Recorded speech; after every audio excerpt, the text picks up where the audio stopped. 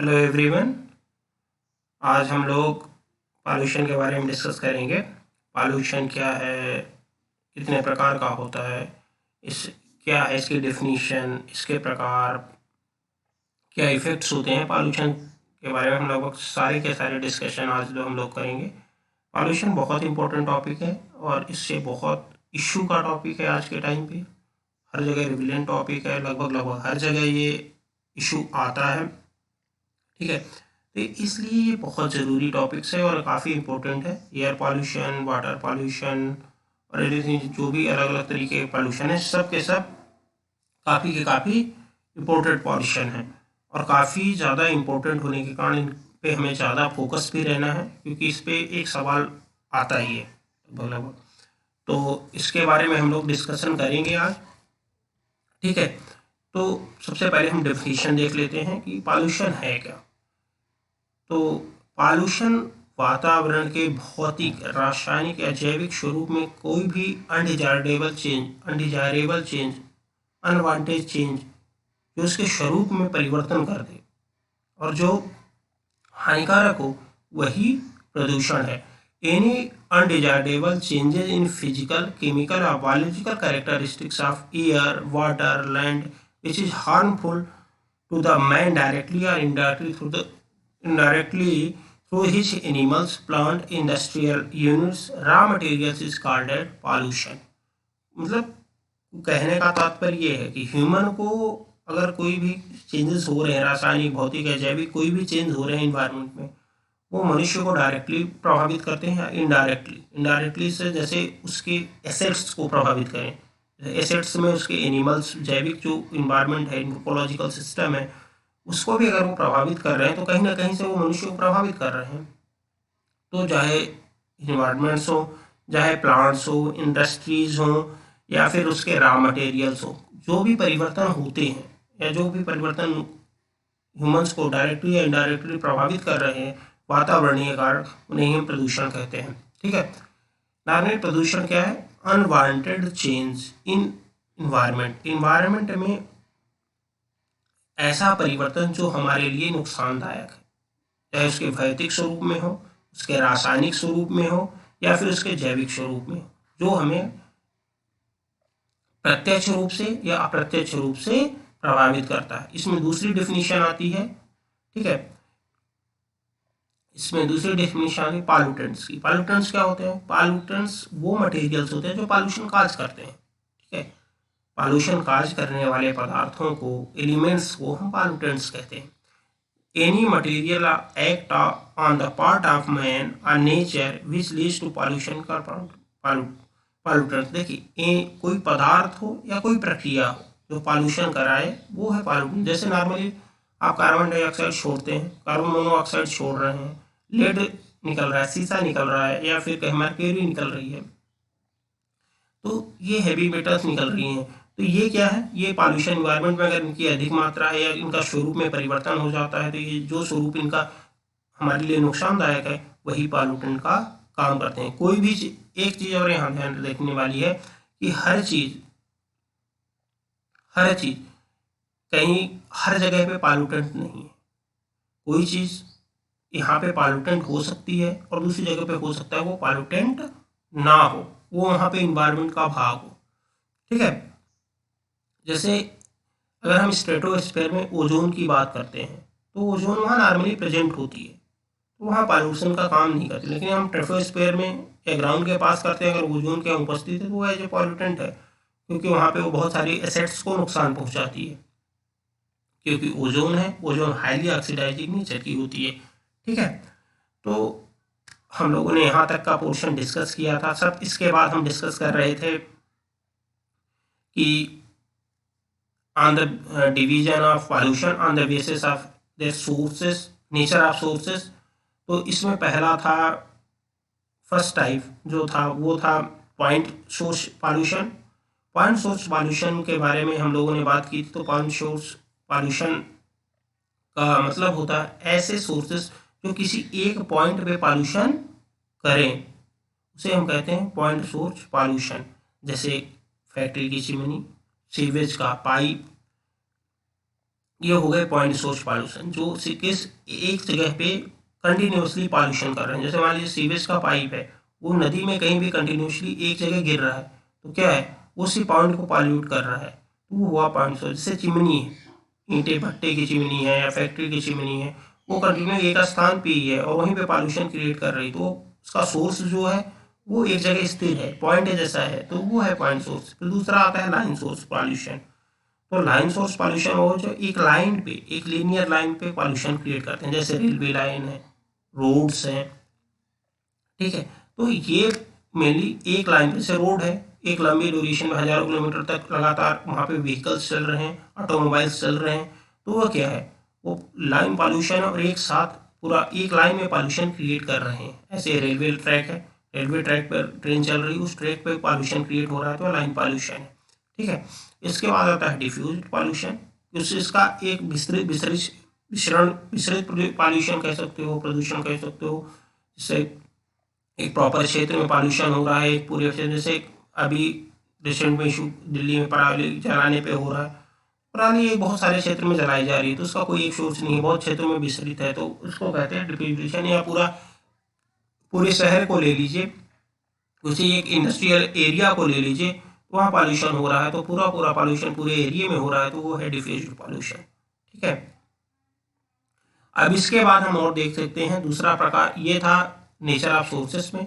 फिर हम पॉल्यूटेंट्स ये देखते हैं कि किसके पॉल्यूटेंट की कैटेगरी के आधार पे हम उसका डिवीजन करते हैं। तो पहली उसमें कैटेगरी आती है, ठीक है, नॉन डिग्रेडेबल और बायोडिग्रेडेबल पॉल्यूटेंट्स पहली कैटेगरी है, नॉन बायोडिग्रेडेबल पॉल्यूटेंट्स, ठीक है, ठीक है।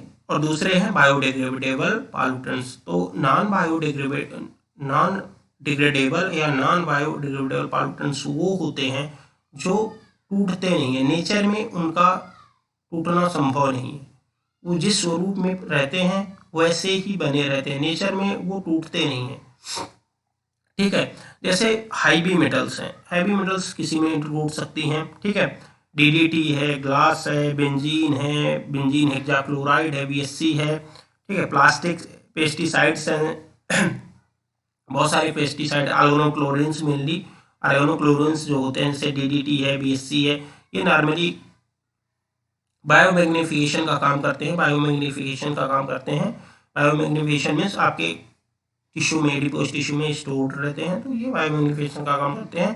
तो जो बायोडिग्रेडेबल है, मतलब जिनको बैक्टीरिया माइक्रोब्स तोड़ नहीं सकते, उनके सिंपल यूनिट्स में उन्हें तोड़ा नहीं जा सकता, नेचर में उसी स्वरूप में रहते हैं जिस स्वरूप में वो छोड़े गए थे, उन्हें हम नॉन बायोडिग्रेडेबल कहते हैं। मतलब वो टूट नहीं सकते सिंपल फॉर्म से, उन्हें वो पॉल्यूशन करते ही रहेंगे जब तक वो रहेंगे नेचर में, उन्हें सिंपल फॉर्म में या उन्हें नॉन तोड़ा नहीं जा सकता, ठीक है। जैसे इसके एग्जांपल मैंने आपको बताया, एल्युमिनियम, पीक्स है, मर्क्यूरी कंपाउंड्स हैं, आयरन है, फिनॉल है, ग्लास है, डीडीटी है, बीएससी है, ठीक है। फिर दूसरा है, देखिए, नॉन बायोडिग्रेडेबल का एक और मैंने जो आपको बताया कि also collected in environment and call pollution, environment में हमेशा कलेक्ट रहते हैं, खत्म नहीं होते और पॉल्यूशन काम करते रहे। Pollutant are harmful even low concentration harms increase in the their increasing concentration. देखिए, ये अगर थोड़ी से कंसंट्रेशन में है तब ये इन्वायरमेंट में हार्म करते हैं, क्योंकि ये टूटेंगे नहीं, इसी स्वरूप में लंबे समय तक पड़े रहेंगे, ठीक है।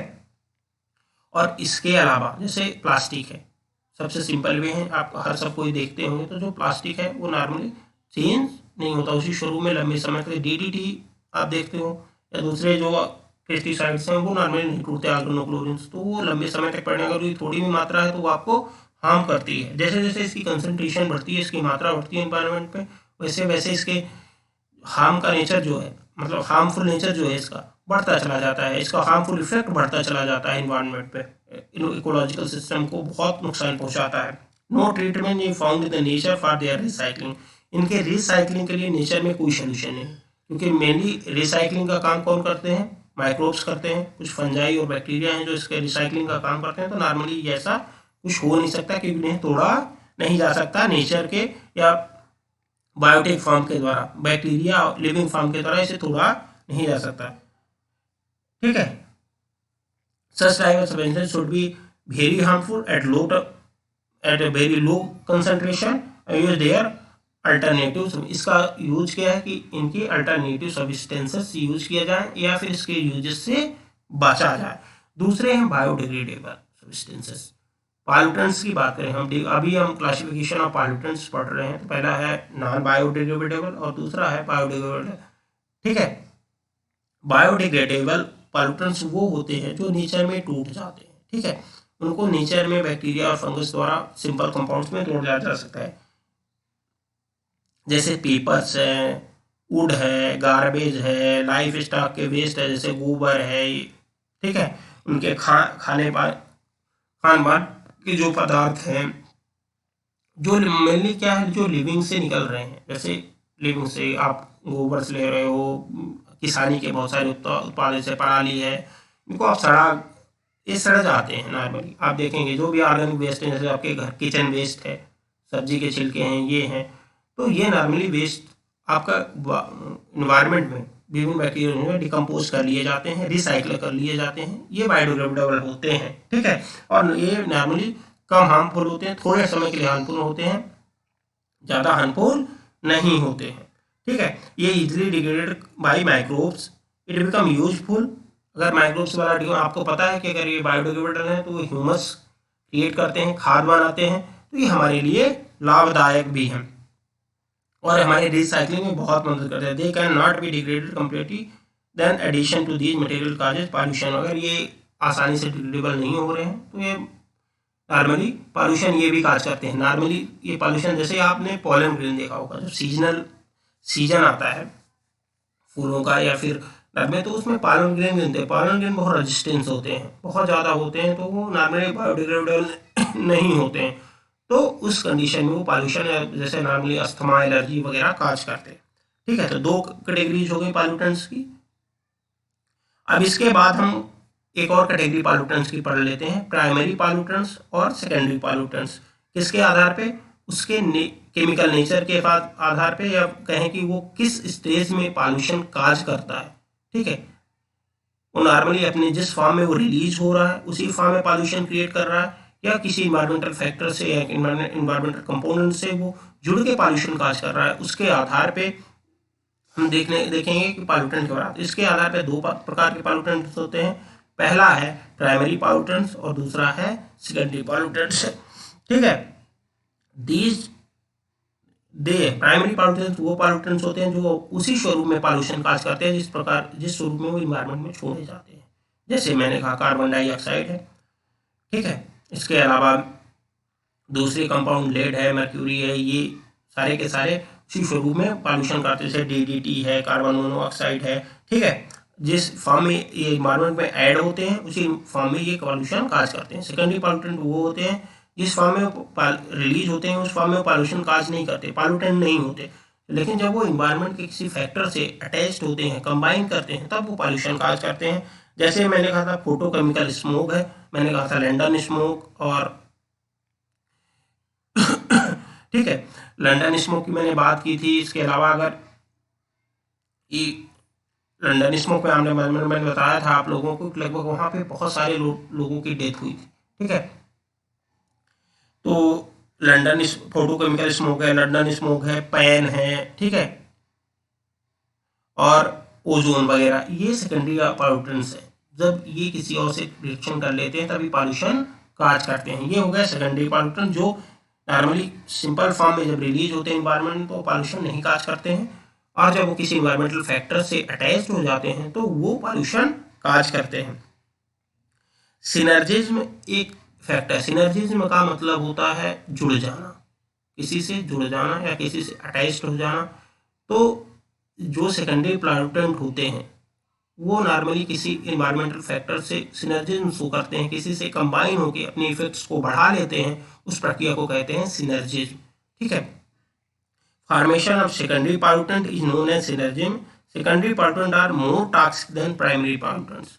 जो सेकेंडरी पॉल्यूटेंट्स होते हैं वो सेकेंडरी पॉल्यूटेंट्स होते हैं वो प्राइमरी पॉल्यूटेंट से बहुत ज़्यादा घातक होते हैं। फिर इसके बाद आता है दूसरा और एक डिवीजन है, दूसरा है क्वांटिटेटिव पॉल्यूटेंट्स और क्वालिटेटिव पॉल्यूटेंट्स।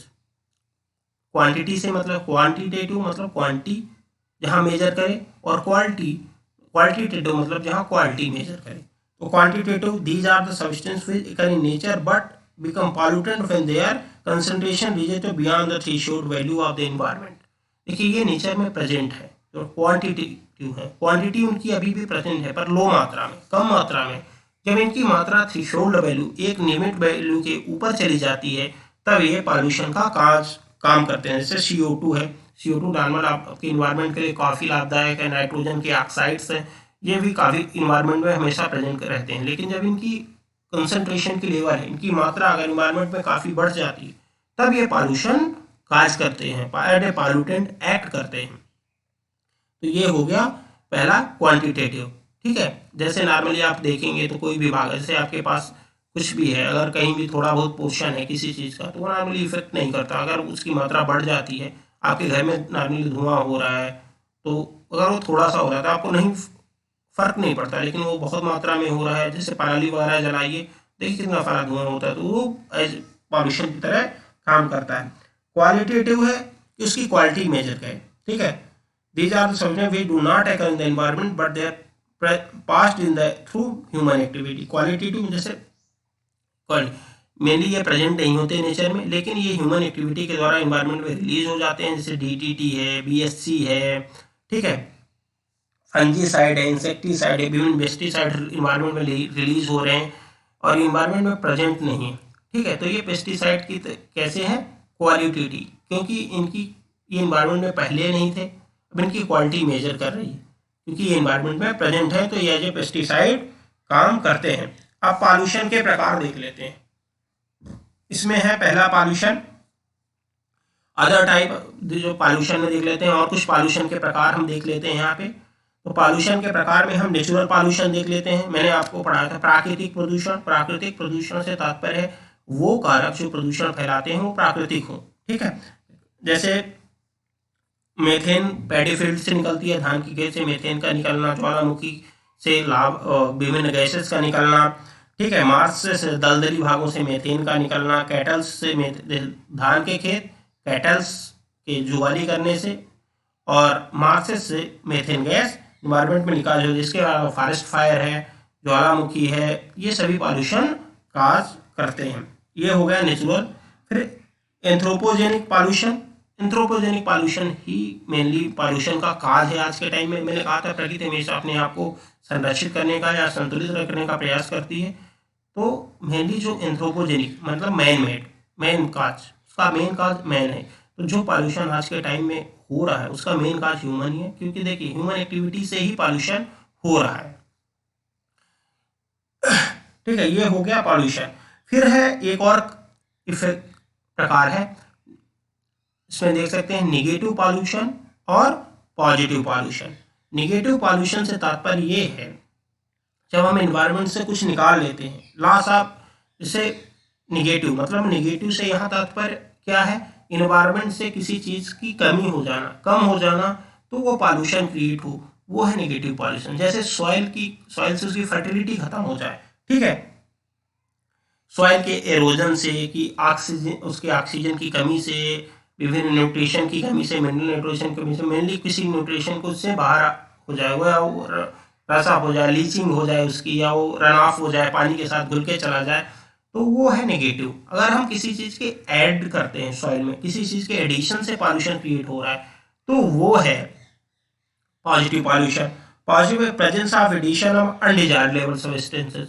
ठीक है, अनडिजायरेबल सब्सटेंसेस की प्रेजेंस या उसमें रोल हो जाना, ये है उसका वो mainly, which result in the reduction of soil fertility. ठीक है, मोर देन बाय फर्टिलाइजर से हम नॉर्मली उसकी इंक्रीज कर लेते हैं फर्टिलिटी। ठीक है, लैंड फिलिंग बाय वेस्ट, हम उसके लैंड की फिलिंग करके वेस्टेज बना लेते हैं। ये अनडिजायरेबल सब्सटेंसेस है जो उसकी पॉल्यूशन को कॉज कर रहे हैं। ठीक है, फिर इसके बाद बहुत सारा पॉइंट सोर्स के बारे में सारा division, point source, line source, diffuse वाले पॉल्यूशन के मैंने प्रकार आपको पढ़ा दिए हैं। ठीक है, तो इस तरह से पॉल्यूशन का जो नॉर्मल डेफिनेशन था, नॉर्मल प्रकार था, वो हम लोगों ने पढ़ लिया है। अब प्रकार पढ़ लिया है, हम इसके बाद अब अगले विभिन्न प्रकार के पॉल्यूशन का डिस्कशन करेंगे नेक्स्ट वीडियो में। ठीक है, चलिए, थैंक यू।